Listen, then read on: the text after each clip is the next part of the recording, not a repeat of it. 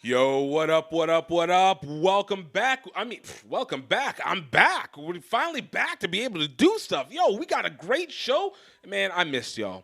But before we get started, of course, let's hit it with this intro. I think the minute I stepped on a practice field for rugby, the calling happened. An 8-year plan to be on the team. And I was in it within 2 years. Don't wait until you are a pro to be a pro, right? And I walk around with a rugby ball sometimes and they're like, what is this child on? It looked like it was a heavy hit. It's up, it's not up. You know, that's the first time I played like professional. I'm making rugby money. How can I make money outside of it? And there was two Scottish guys, and they said, "Oh, you're here for the movie." That rugby is a game for all shapes and sizes, all cultural aspects. He looked at me and he says, "You guys are awesome." Roll rugby, roll rugby, roll rugby, roll rugby, roll rugby, roll rugby, roll rugby, roll rugby.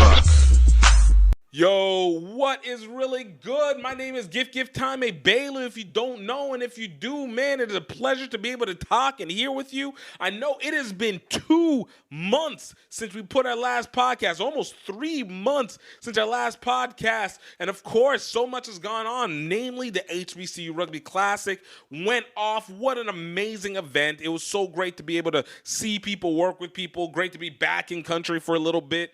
You know, just be able to get to put some faces to what had only been on internet, and of course, to finally see these HBCUs come together, be able to participate, these high schools be able to participate. Man, it was something. It was something to be beholden for me. It's always a pleasure. But before we get into that, of course, please, y'all, I would need y'all to be able to subscribe to this on YouTube at GiftTime Rugby, or you can find us on or please follow us on any of your streaming devices. If you're just catching it in snips, go through. It doesn't matter whether it's Apple Podcasts, Google Podcasts, Spotify, iHeartRadio, Amazon. It doesn't matter what it is. We're on it. So you go ahead, put it through the streaming device that you are most comfortable with. And, let's get this started because I need y'all to be part of this journey. We got time now. We got time, and we got a great set of shows coming up in the future. And we got a great set of shows in the past. But most importantly, we got some amazing rugby news that's happening through. And I don't want you to miss any second of it. So thank you so much for taking the time, and let's jump right into it. Just starting off, my goodness, this weekend we had the fight of the century. We had the fight that rang across the bows. Gervonta Davis and Ryan Garcia went against each other, and Gervonta Davis won. Tank Davis showed no mercy. But aside from that one, we had the next one, which was New York Ironworkers versus Houston Sabercats. Sam Windsor drilled the penalty goal kick. And if you don't think this match means an awful lot to these two sides, take a look at what happened as we went to commercial. That is the head coach, Pote Human, on the pitch with one of the New York coaches there, and a swing and another swing, and my goodness, tempers absolutely boiling over here. They really are. I'm not sure what I didn't see what happened to cause him to get so upset. But now, I know a lot of people already know, but if you don't know, the two teams played each other this past weekend. This was not a hot rivalry, honestly. Like, New York Ironworkers, defending champions, they kind of been weakened by injuries. Houston Sabercats, they're trying to, get their positioning and get a chance to enter into the playoffs, make a run. But what was the focus was what happened while the plays were off. We know that fighting typically happened within rugby, but this was one that definitely was down for the ages. So you had Pote Human, the head coach for the Houston Sabercats, coming onto the field to tell off Ollie Richardson, the strength and conditioning coach for the New York Ironworkers. This is one where it looked like it was just a malicious act all the way through. If you take it from the perspective of just seeing the clip, you would think Pote Human, a South African, South African Sabercats head coach coming onto the field, yelling, getting in the face of Ollie Richardson, then suddenly just slapping that man like he's Tina to his Ike. Slapping that man like it's Batman to Robin on a meme. Slapping that man like it's a baby trying to be woken up by the doctor to get that first cry out. And then from there, separation, and then pop, pop, pop, pop. A bunch of missed punches, but punches ensue. Ollie Richardson breaking out, getting through, and then boom, going in after Pote Uman. And it would seem like Ollie Richardson was the person who was defending himself. Got a little out of control, but Pote Uman looked like the guy that was the aggressor.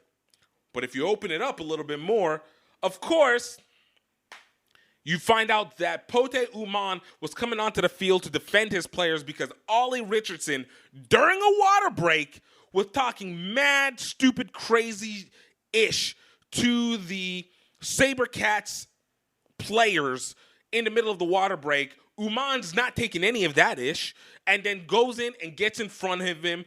Ollie Richardson chest bumps him and pushes him back, and that's when Pote open hand slaps him like he's doing like the slap contest. Needs to get on Spike TV with that ish, and then everything just kind of ensues from there. So you get these sides where it's just like, yo, what do you take from this?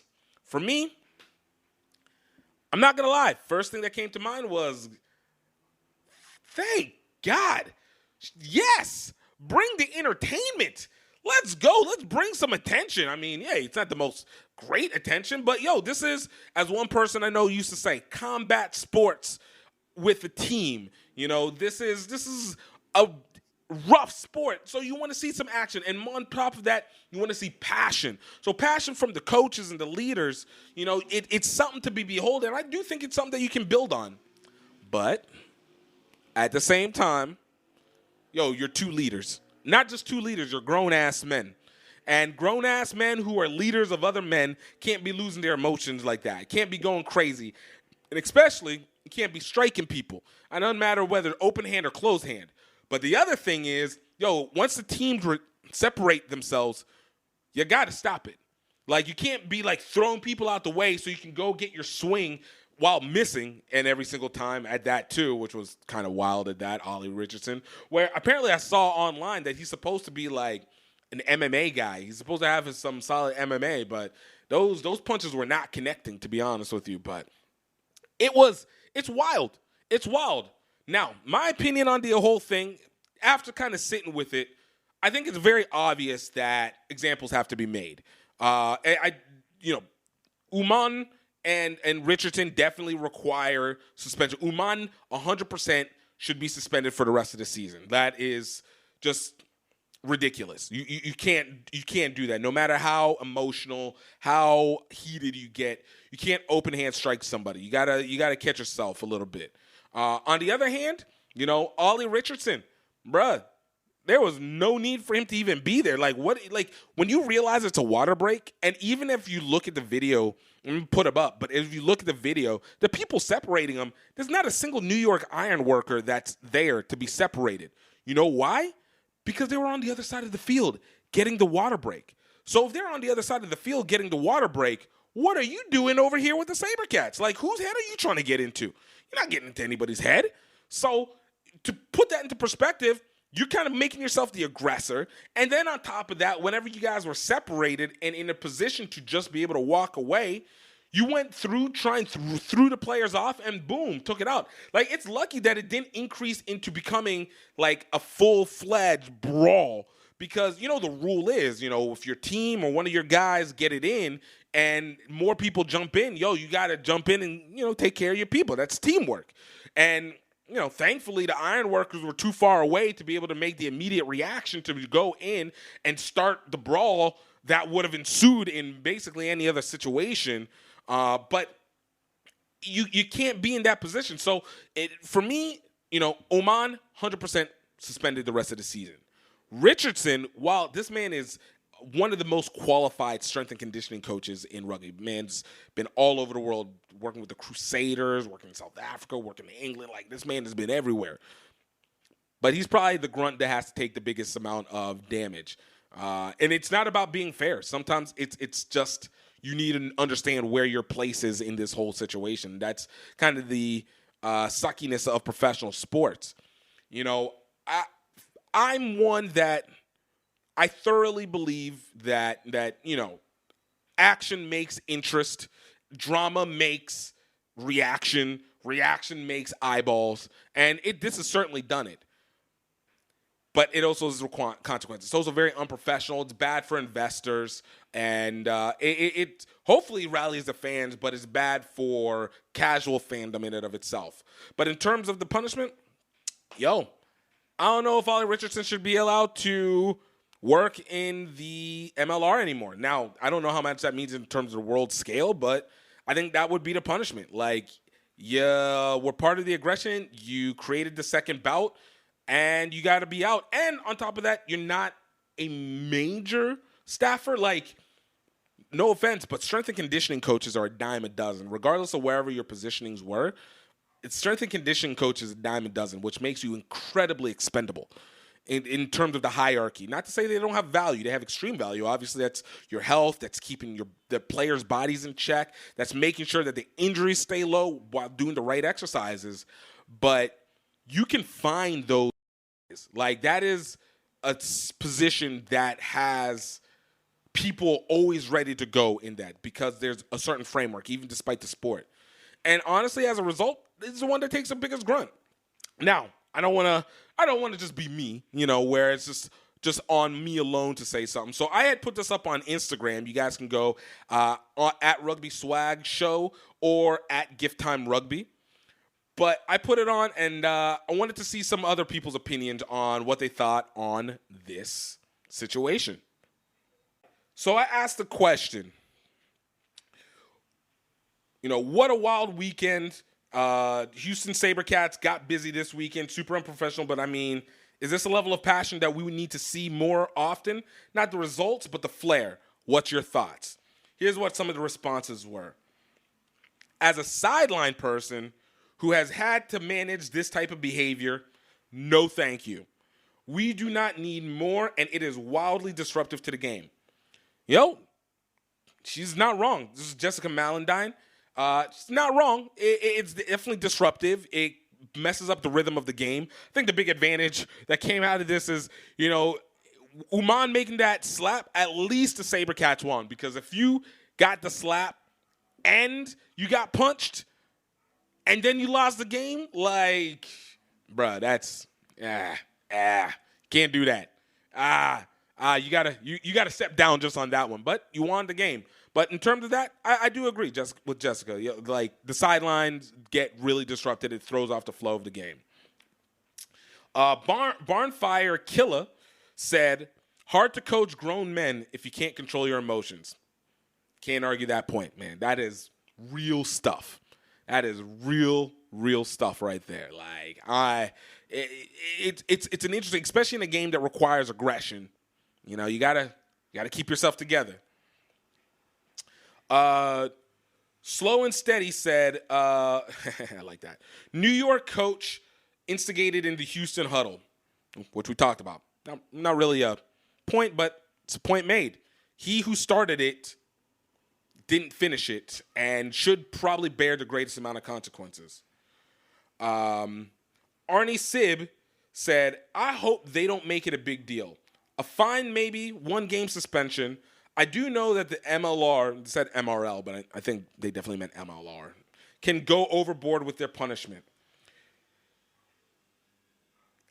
Yeah, I mean, see, I know for us, we don't think it's maybe too big of a deal because of the fact that, you know, again, fights are not uncommon within the history of rugby, especially whenever it's rivalry games. I think the issue is, and one of my friends said it, was when and where it was happening.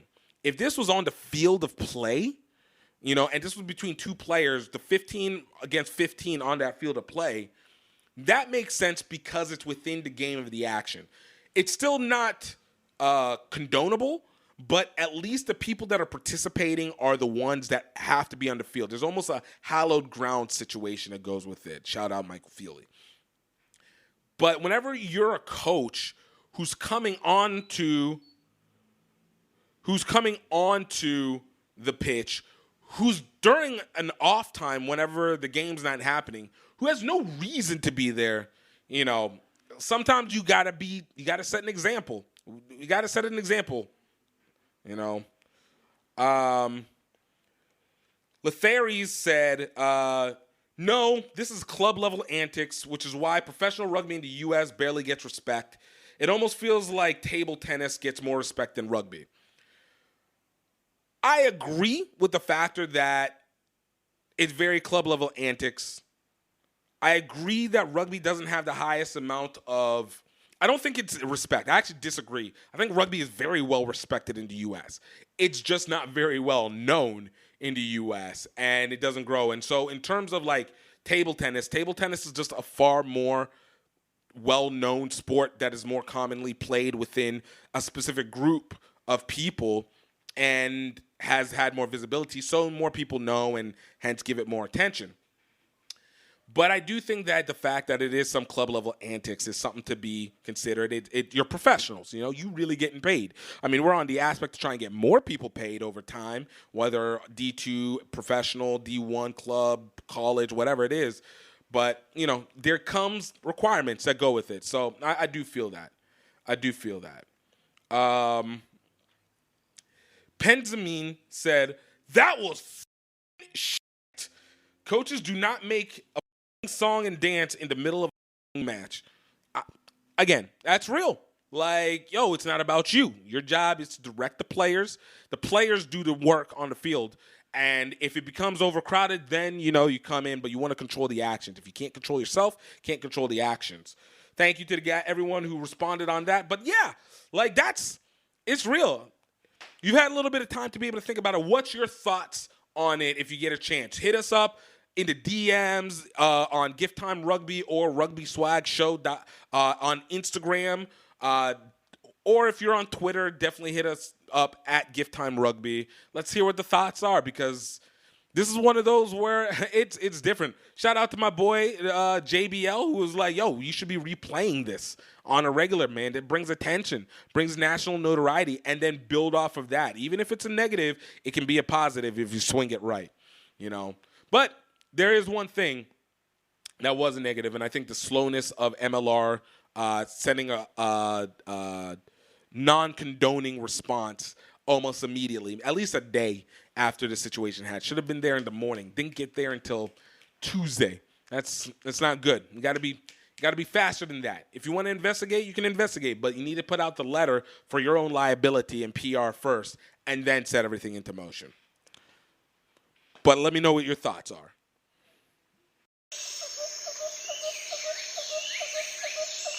Hey everybody, this is just the Bray Train sending out a personal little video diary to all you people out there, where I am going to document me riding most of the way between Singapore and Tokyo for the 2019 Rugby World Cup.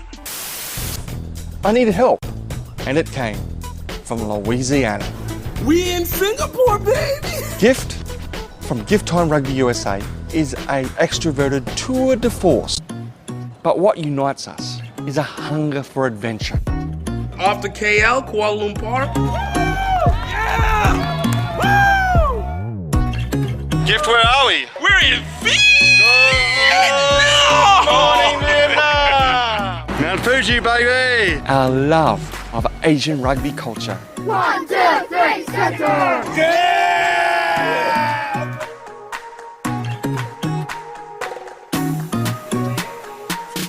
Rugby is starting to develop here in Cambodia for women as well. Valkyries, the mighty Valkyries! We're out here, we're running out of energy, we're running out of money, and we're feeling isolated. And yet at that critical moment, friends, family, sometimes complete strangers come on board. Before you know it, we're back in the game. Tokyo, here we come! Malaysia, Thailand, Cambodia, Vietnam. Watch the full adventure at crugby.vhx.tv. That's C like SEE rugby.vhx.tv. Well, sticking with MLR in this, we got to give a little bit of interest to what's going down in Miami. Big shout out. A lot of things seem to be happening, but mainly we're going to be talking about a lot of things are happening, but mainly let's talk about the Miami Sharks. They finally got a coach. This thing's becoming really real. Mercado Livre is really starting to take its place over in Miami. The Miami Sharks are starting to come into place. They've already signed their head coach, who is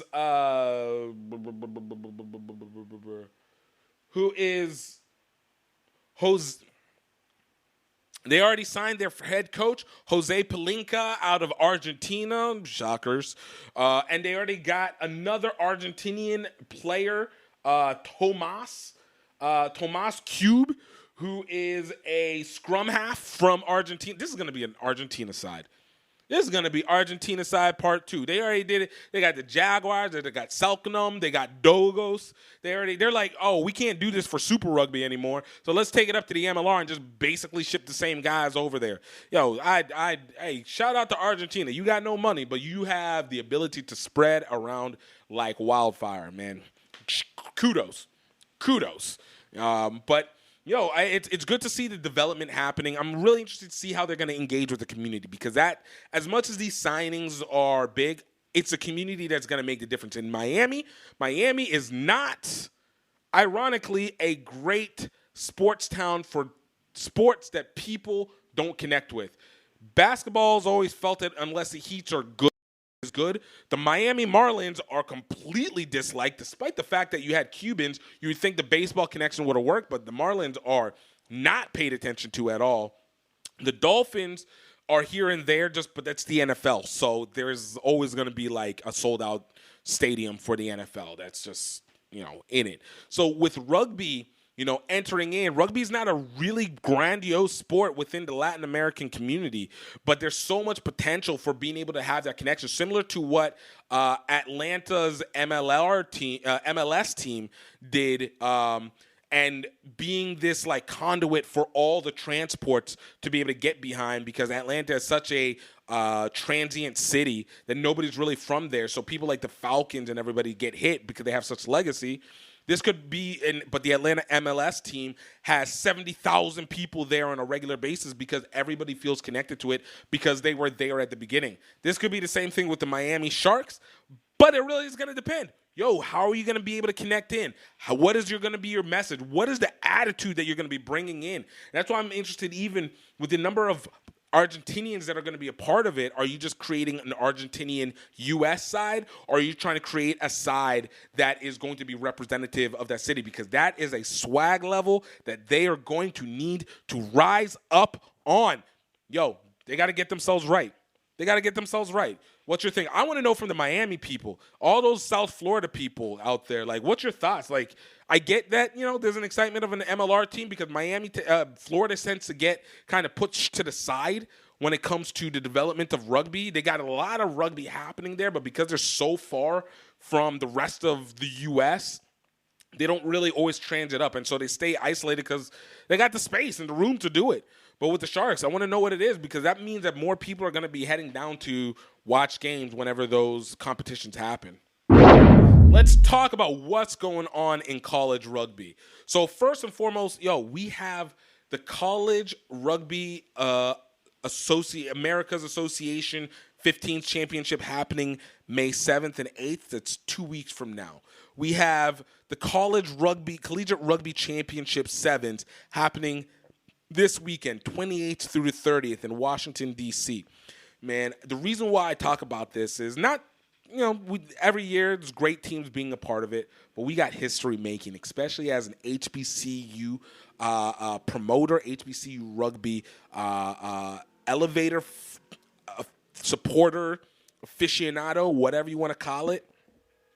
Man, we got 2 HBCUs that are in there. Howard University. Need a big shout out to Howard University. And I will talk about it more whenever we go to the HBCU Rugby Classic recap. But, man, shout out to both Howard men and Howard women, because they are some beast changing up those standards that we have. We've had a great elevation, Morehouse and Prairie View A&M that have been holding it down, and nobody understands the difficulties of being able to recruit and consistently keep the team on campus, especially when you don't always have a lot of support like Morehouse does. Shout out to Prairie View A&M having a little bit more support and keeping solid teams. But Howard University, they're doing things in a way that is pushing the boundaries.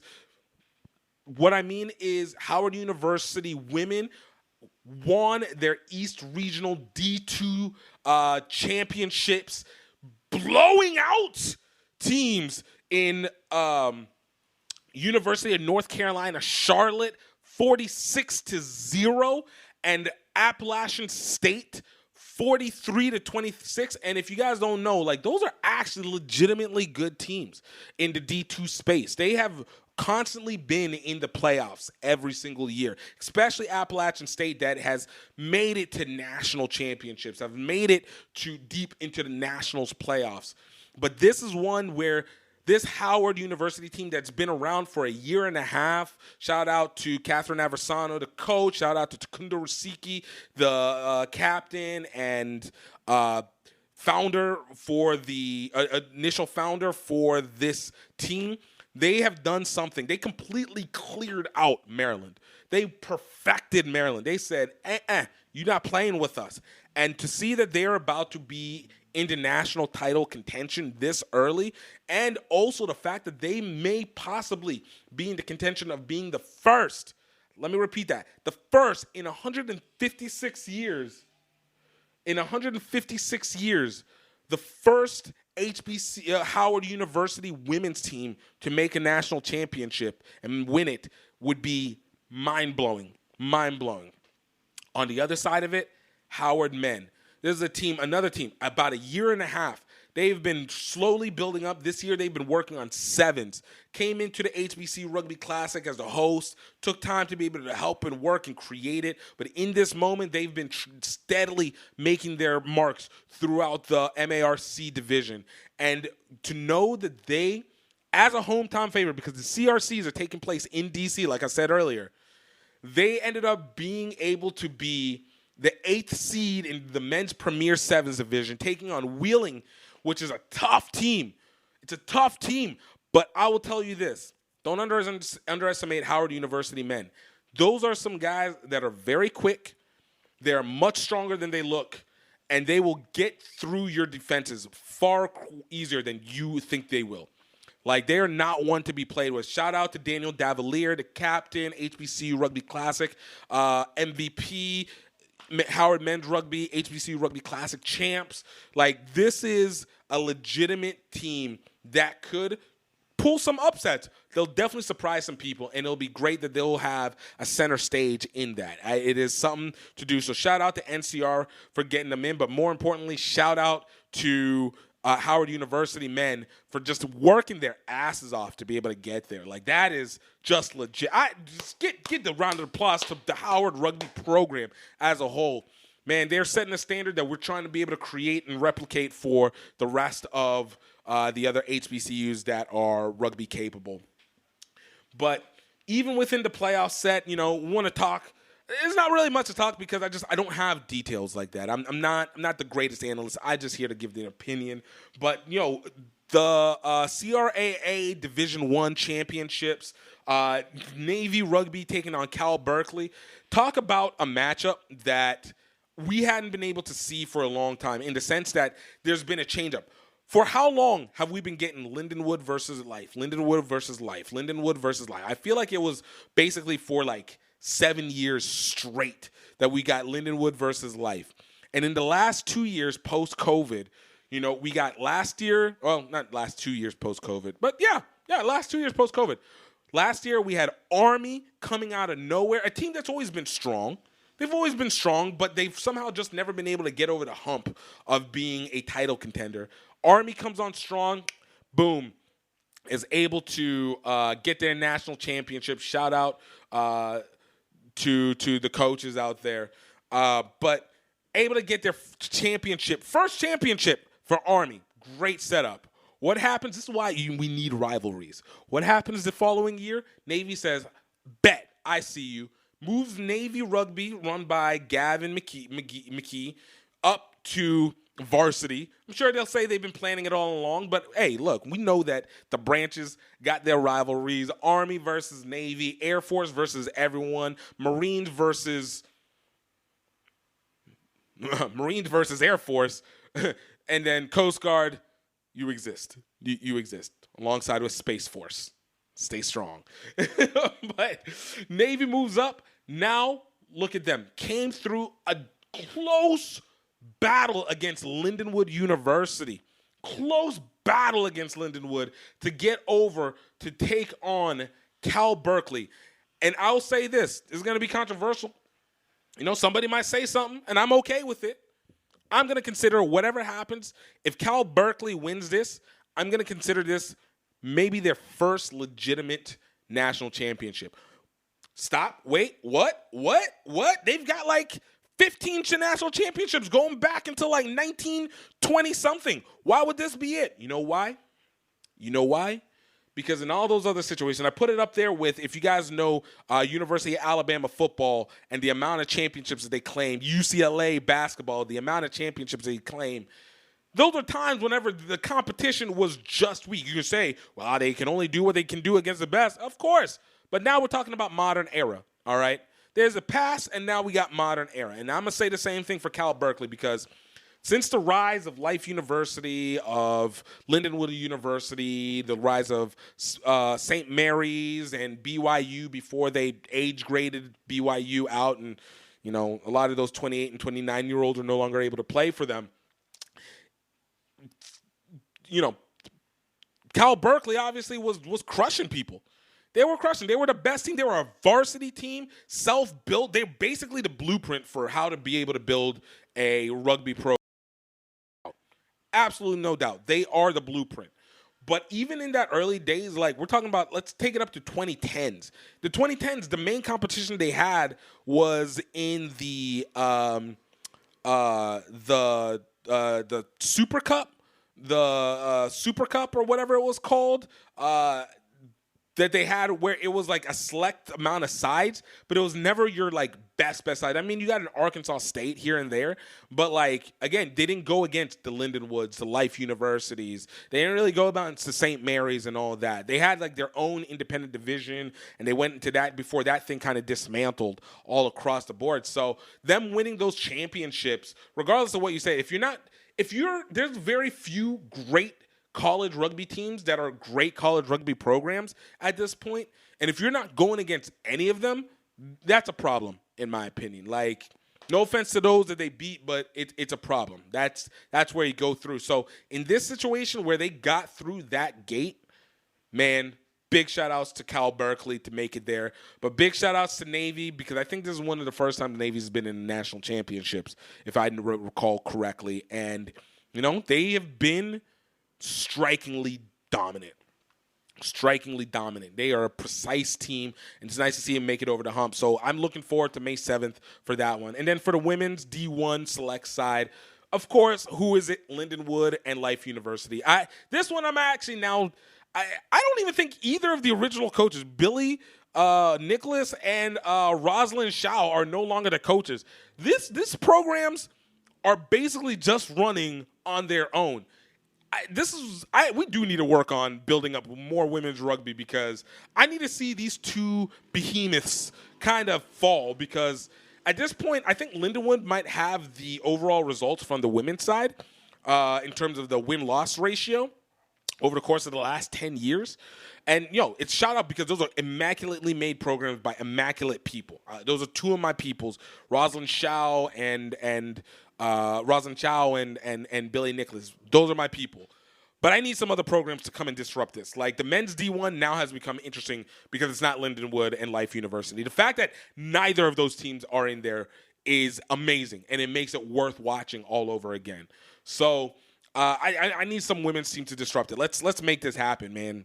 Howard University women, over the next 3 years, let's go get this. All right, D1 and up. But it's going to be an exciting rugby next 2 weeks. The Collegiate Rugby Champions back. You guys can catch it on the Rugby Network and YouTube, if I remember correctly. And definitely I'm going to be looking out for Howard men. And shout out to the rest of the teams that are on there. It's going to be great. It's, 110 teams, 300 matches, 8 divisions, men and women, 5 fields, 3 days. Great setup. Shout out to NCR and them and their support and all that good stuff. Hey guys, I just want to take a quick moment to talk to you about the Rugby Outlet Mall. Now, I know you guys have heard me talk about this many times in the show before, typically in the intro, but I wanted to really make sure to get your focus on it because the Rugby Outlet Mall is not just the commerce hub for GiftTime Rugby, but it is an area where we want to be able to create the movement and the symbolic elements that add to the movement. The Rugby Outlet Mall is here so that we can have something that not just to have for the field, but more importantly to be able to have as a regular lifestyle. Because as you know, rugby is not just a sport. It's a whole way of life. It is a movement. And we have everything moving from cultural to your pop culture items like our Rugby Zon shirts and sweaters, as well as representing for the culture as we continue to develop the HBCU Rugby Classic. And we want to continue to support these things because it only grows the sport overall. We are continually growing to be able to make sure that we're connecting with you on a personal level as well as a rugby level. And for you guys that are listening to the podcast and listening to this show, want to let you know that you are going to get 20% off all gear that is under the category of GiftTime Rugby Network and the HBCU Rugby Classic. That is basically the entire store. And all you need to use is promo code GREAUX, GREAUX Rugby. And with that, you guys will get 20% off any clothing that is in the store as of right now. And of course, we're always building up more and more each time. But we want to make sure that you are able to symbolize your rugby faithfulness to the rest of the world and let them know that there is an opportunity to be able to develop, to grow, and to get better each and every time in this sport. So guys, I hope you guys check it out.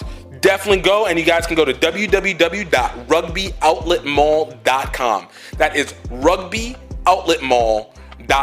Guys, you're not going to want to miss one bit of this. Now let's get back to it. Lastly, I want to talk about the HBCU Rugby Classic. Man, this was a great, but also one of the toughest events that I have ever had to put together. But I got to first and foremost say thank you to the host, Howard Rugby Men, them and their trainers, their managers just made this thing go. Shout out to Howard University, and a beautiful field that we got to play on. Great usage of the sound systems.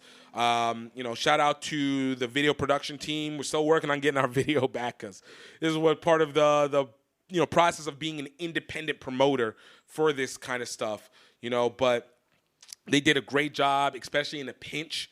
Of being able to get the film. There's a lot of stress. Shout out to the sponsors that were on this, Shihiado, Young Glory, Old Glory, Citizen Sports Rugby, A-Stat, with great stats. You can catch them on HBCURugbyClassic.com.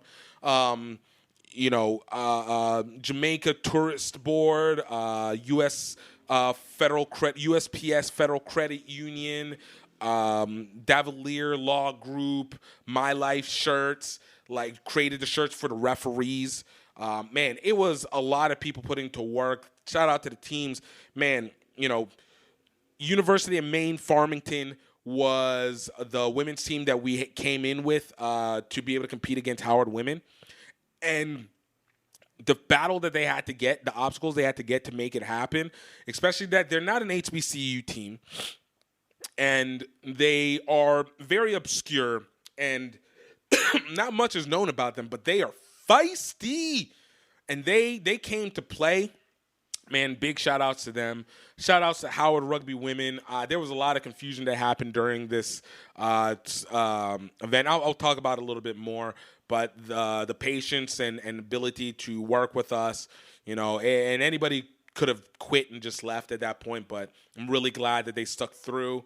Howard University Rugby Men, of course.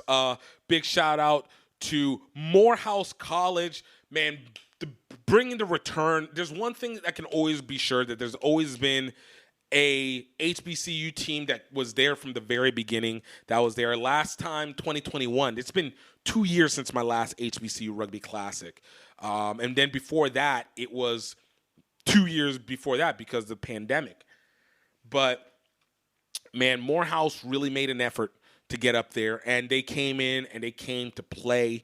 And it's hard. Like, people don't realize, like, when they were putting this event, obviously the travel is one thing, but a lot of these teams, they got numbers issues. You know, Morehouse doesn't get a great amount of support from the university itself, so they really built on community, which, man, shout out to the Atlanta community who helped them in the pinch and the players.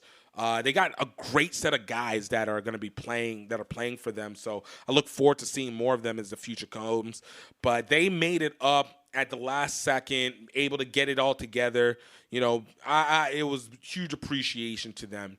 And, of course, to the high school teams. First off, you know, shout out to Withrow High School out of Cincinnati. First time being there at the HBCU Rugby Classic. Like, you know, them some boys. What? Those are some players, some of the coolest guys I've gotten to meet, man. You know, shout out to Nathan Myers. You put together a great team, a great set of young men over there. Also, shout out to Crystal Ray. And I got to give them extra shout out because they brought their boys and girls team for high school. And unfortunately, we weren't able to have the girls side because the teams that we wanted to have a part of it just were unable to make it out. So, you know, for the girls to come out to still support the boys, and as a result, you know, this is why I love rugby, where everybody gets to work together. The Crystal Ray girls got a chance to play a little touch with the University of Maine Farmington girls. They got to connect with the Howard University women. The University of Maine Farmington women. They got to connect with the Howard University women, and really got to still engage in the event and, you know, be our, you know, default winners for the HBCU Rugby Classic girls division, girls high school division. But, man, those are some players. Man, I cannot wait to bring more people together and be able to do this. Spring break was the bane of our existence up there, or else we would have had probably more girls high school teams at that. But, you know, it is what it is sometimes, and you live and you learn. It's not something that makes me change a date, but it allows me to be a little bit more aware because this is a learning process as well too. You know, but to get into the game, you know, these were great games. You know, our Friday was a little chaotic. We were trying to do a setup where we would intro and then do a little bit of rugby, but it was going to be like, you know, skills and bring people together to understand it. And it was a little messy. I don't think it was the greatest for the audience. And then, of course, our scheduling and communication with the teams got messed. So we didn't end up having any rugby on Friday. But we had touch. We didn't have tackle rugby. We had a great touch one with all the teams, the men's college, Morehouse and Howard University men, alongside the Withrow high school boys playing together, and it was great play. It was great intense play, great warm up. The Howard University women, weren't able to get the team up on time on Friday, so they did a little something for the crowd. And then, of course, we had some great performances from our stroll show, which were phenomenal to see. Like the synchronization, the choreography, like it was really cool to be able to watch. Saturday, that was a day, all right? You know, we had our men's side, and really it was just all shrunken in because we had actually initially started off with a 12 to 8 schedule, and we ended up getting pushed back. And same with Friday, we were supposed to start at 5, got pushed back until 6, 7 o'clock because the football team was on the field. Saturday, football team was on the field doing spring training, but we had scheduled for 5. They were off by 4. We were able to kind of get things kicked off. And, man, we had these 4 major games. So the setup that we had was, because there was 2 and 2 on each team, the first game played was a game to be able to set up who had home field advantage, quote, quote, first to flip on the coin flip for the championship game. So basically like a semifinal for the lead up to the advantage of the final. Withrow High School took it over first. Crystal Ray boys, they came with it. They played hard to the very end. Withrow High School is a championship team. You know, that is a championship team probably in any other rugby sense. They were powerful. They were fast, fluid, great passing. Crystal Ray was fluid with their movement. It's an early program, and if this is where they're starting at early, man, the sky's the limit, man. That needs to be supported in Philadelphia. Next, we had Morehouse men versus Howard University men. This one was tight. I think this might have been one of the toughest games that Howard University had because they've been cleaning out through the sevens tournament. Morehouse came because they are technically the defending champions. So 2021 was kind of an interesting post-COVID attempt. Shout out to Roots Rugby, Louisiana Lanyap, Prairie View A&M, Dallas Rugby, MMICR. Shout out to them making it through. But that was kind of like a huge, it was put together with spit and elbow grease. So we didn't technically, Roots Rugby was technically the winner for 2021, but collegiately, Morehouse College has been the previous champion for the collegiate side altogether. So they came in with an intent to make up for missing 2021 and to try and get their championship back. So that first game, man, that was intense. 15-10 finish. Man, Morehouse came with it to take that first game. Oh, so good. So good. Had a little bit of a break period. Withrow College come through, completely goes through, wins their outcome 46-0. Really great performances by the teams and the players. Can't say anything negative about it, man. Everybody was peaceful, man. And shout out to the refs, man. Shout out to all of them and the work they did and just coming out. It meant the absolute most. This stuff it's work. It's work and it's expensive. But we were able to get them down. We got to the men's versus men's Morehouse men's game again. We also had a sevens match for University of Maine Farmington versus Howard women. Just kind of a warm-up setup. Howard women showed up. They showed up. It was a good one, but it was a warm-up for Sunday. Howard men versus Morehouse to the actual championship game. This was a defensive onslaught. Just nobody could get the ball past the 5.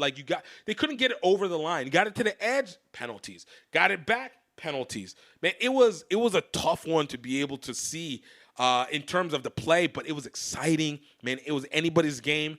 Shout out to Daniel Davalier, literally in the last 2 seconds of the game. Goes over, gets it in for the corner try, score, 5-0, game's over, new champion. We had Saturday night, Howard University men with Daniel Davalier as the MVP, the most player of the match, receiving the Ram Eddings Player of the Match award. Howard University men receiving the Phaedra S. Knight HBCU Rugby 2023 HBCU Rugby Classic Championship. And, of course, Withrow High School Player of the Match, Tony Mack. Man had so many, I think he had 5 tries on the game. Humble, dope-ass kid, was able to do some damage. Withrow receiving the Phaedra S. Knight HBCU Rugby Classic High School Trophy. Man, it was great. And it was, what you guys don't even know was, it was probably one of the windiest. It was like hurricane windy in D.C. on Saturday night, April 1st. Hurricane windy. What? My goodness. And it didn't rain. It was just cold and windy and move your body windy. So to play through that was impressive. Impressive. And you'd think, that was going to be the best match for the day. Nope. Man, we kick it up, to Sunday. Complete opposite kind of day. Bright, sunny, blue skies, clouds, almost cloudless, no wind. Perfect day for rugby. Man, Howard University women versus University of Maine Farmington. Man, they were ready for this.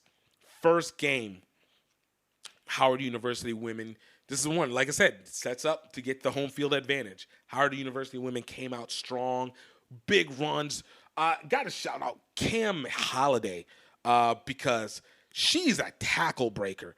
She long stride, strong bodies, able to get low. Like, hey man, USA National U20s, y'all need to pay attention to her. Like, she's somebody that needs to be watched. That is a lot of potential inside that woman. But they broke it, 26-13 final, able to get it over to the next side. Howard University women get the home field advantage again, right? Second game. This is where it was. Probably one of the most exciting games. University of Maine Farmington comes out strong, scores first, up 7-0. Ooh, does it again, up 14-0. Howard University scores. Man, they match it up. Not match it up. They get it up 14-7 in one-score game. I think went into halftime with that. Right? No. Went into halftime 21-7. Next half, man, Howard University pops it up, scores 2, ties up the game. It's 21-21. Man, it's getting in there. They're going at it for another 10, 15 minutes because we're playing 1 hour 15s match. So, 30 and 30. University of Maine Farmington scores 28-21. Howard University says, say less. Goes through, scores 28-20. We got, what was it? It was like a minute 30 remaining in the game. Bro, both these teams, they fighting for position. University of Maine, Howard University gets the ball back. They're driving down the field, get to just about the, what is it? They get to just about the mid-yard inside their inside University. No, wait, was it? I'm getting it all messed up. Man, you get so much perspective.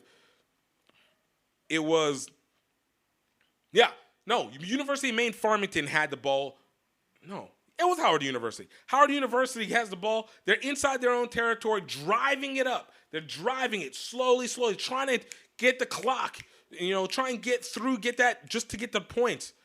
One pass caught by Aaron Buckland in midair, able to get through, man, in for the score, 31-28.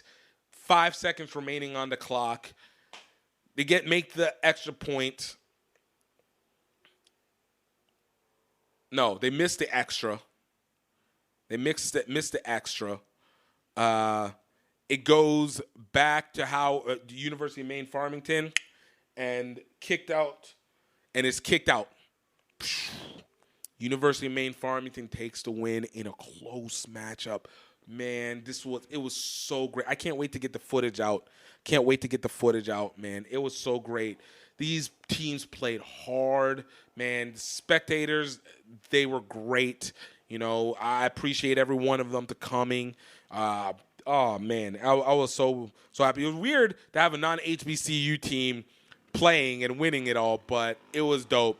Allie Banks, who's the captain, who is not the captain, who was the player of the match, my contact with University of Maine Farmington, she was spectacular, and it was great, man. It was so great to see the energy, to feel it even through the chaos. We managed to push it out, and it was amazing. It was amazing. A lot went into it, and shout out to the RS Foundation. They helped in a huge pinch that we had because, as I say, this stuff is expensive. And when it comes to event coordinating, man, there's reasons why there's teams to this, and and especially backings, and you work really hard to get it, but it's not always to the amount that it was. So to be able to get what we got And the amount of people from the community that help, RS Foundation, Davalier Group, Shiato, and all our sponsors and everybody who put their stuff together, man, it was amazing. It was amazing. I couldn't be happier with what the outcomes were and what it was. And I look forward to what next year will bring, which, where are we starting from now? Is the next thing back in Brazil, getting ready to plan and we got to find those money makers. But I can promise this, that it only is going to keep getting better and better and better. And I will keep talking it up, and I will not be falling back. It'd be nice to actually be able to just work on it straight without distractions. But there's still a lot that we still got to get done. There's still payments that have to be made. And, that becomes a personal issue. But if you guys want to be able to help, definitely can go and get merch from the Rugby Outlet Mall. Every little bit helps. Allow me to be able to, take care of those things so that we can get it, make sure everybody who participated is satisfied, and then we can, really start setting things off for the next level. But man, it was really, really good. Doing it in DC was definitely an eye opener. Very different than doing it in Louisiana. A different version of visibility and access. Still a distance from everywhere, but it was good to be able to. It was just a different feel, and to be able to do it on an HBCU campus as well too was excellent for me, and definitely added another level to the energy of the event. I don't say tournament; it's an event to showcase. So continue to make this getting bigger and bigger. Absolutely, always going to need the help. Thank you to the fans and everybody who just made this to allow this to happen. Be able to sell tickets, because, man, it's been touch and go. It's always touch and go. So, but I think that's all I got for you guys today. Man, I want to thank you all for taking a listen. Thank you for taking the time. Please don't forget to subscribe or to add us on your streaming service for Spotify, Apple Podcasts, or wherever you stream. Of course, YouTube, youtube.com/GiftTimeRugby. And, of course, like us on our social medias, Instagram @RugbySwag, on TikTok @GiftTimeRugby, Facebook @GiftTimeRugby, and Twitter @GiftTimeRugby. But until then, definitely check out some of the old episodes if you haven't gotten a chance to listen to them. We got some great conversation. We're going to be bringing back the interviews in this next half. Now I got a little bit more capability of working things through. I don't have a looming event in the front of my mind yet. But thank you guys so much. I hope you have a great one, and I hope you remember, I hope that you're happy. I hope that you're healthy.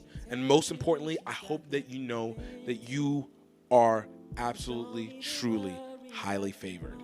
Don't you ever forget it. Till next time, cheers.